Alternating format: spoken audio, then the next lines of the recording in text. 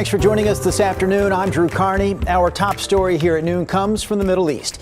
Iran launched a missile attack on Israel today in retaliation for recently killing the leader of Hezbollah, as well as an Iranian commander in Lebanon.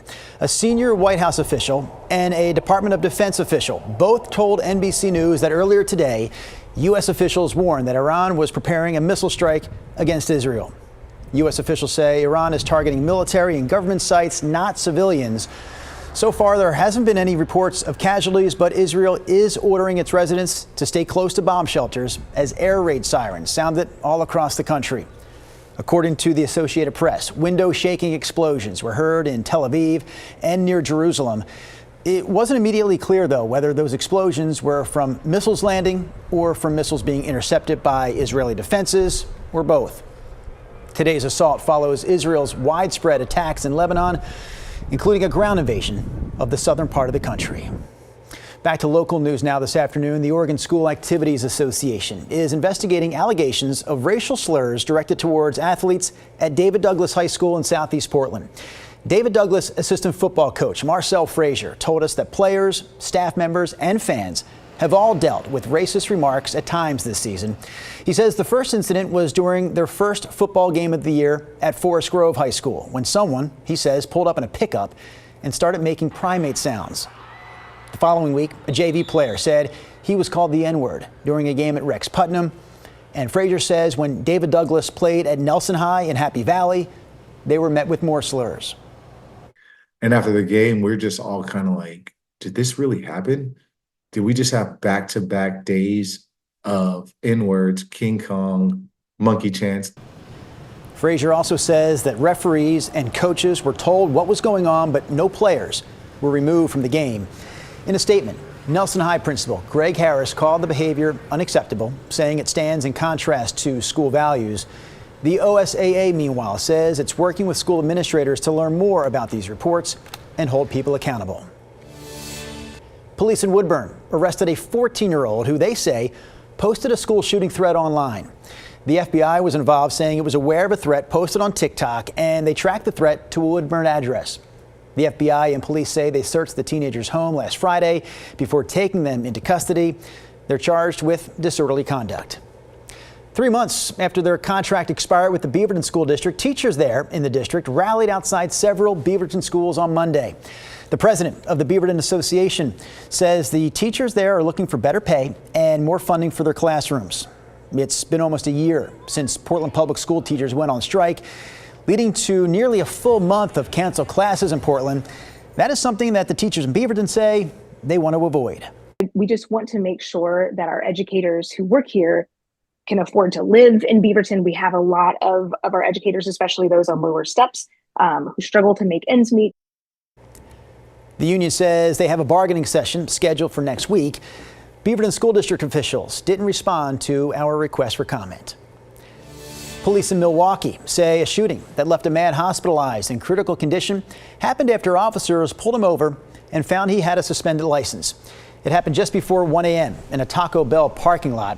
Cell phone video from a witness shows officers and sheriff's deputies giving commands to that man. It's still not clear what led up to the shooting, but the district attorney's office says 2 Milwaukee police officers fired their weapons. The man received first aid before he was taken to the hospital. We talked to a worker at a nearby restaurant who heard the shooting. And then I heard the shots and I seen people running, and then the more the officers came, and then I had to lock everything down. I never experienced anything like that so close. It was kind of exhilarating, kind of scary. We're still waiting to learn the name of the suspect, along with the names of the 2 officers who are now on paid leave.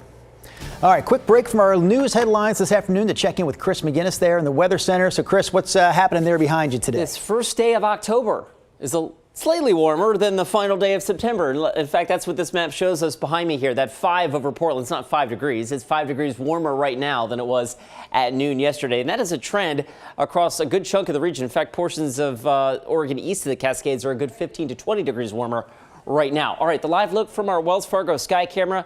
Just baby blue sky out there this afternoon. 68 degrees last check at PDX. The freezing level approaching 16,000 feet. So that's pretty high for this time of the year. We're already up to 68 in Hillsborough, and Beaverton. Woodland sits at 68 as well. And the big perspective here across the region, Salem now up to 71, and we're in the 70s after a chilly start in central and eastern Oregon as well. Bend sits at 73, Baker City 71.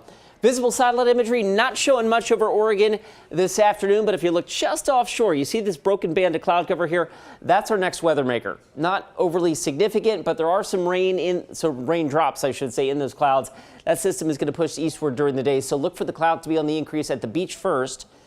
And I do think the coast has at least the chance to see some showers later this afternoon. We will stay dry and sunny in the metro area with Portland high temperatures topping out in the upper 70s, so a little warmer than yesterday.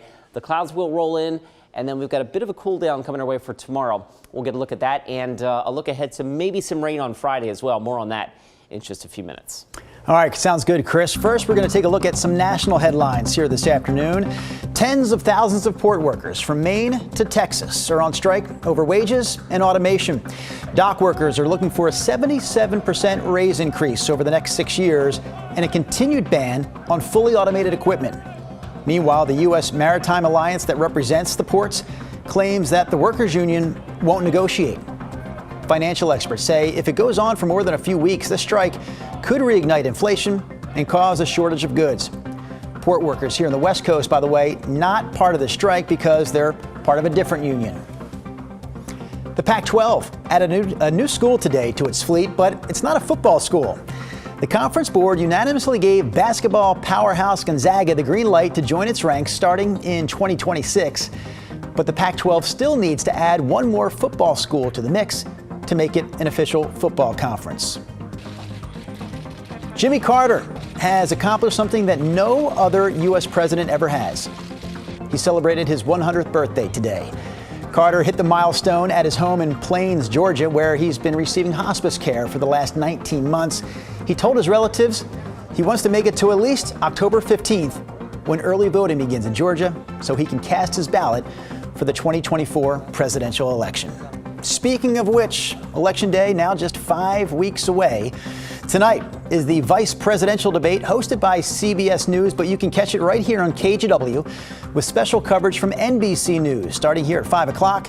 The actual debate starts at 6. And we'll have a special edition of KGW News as soon as it's over. And that's a look at today's national headlines.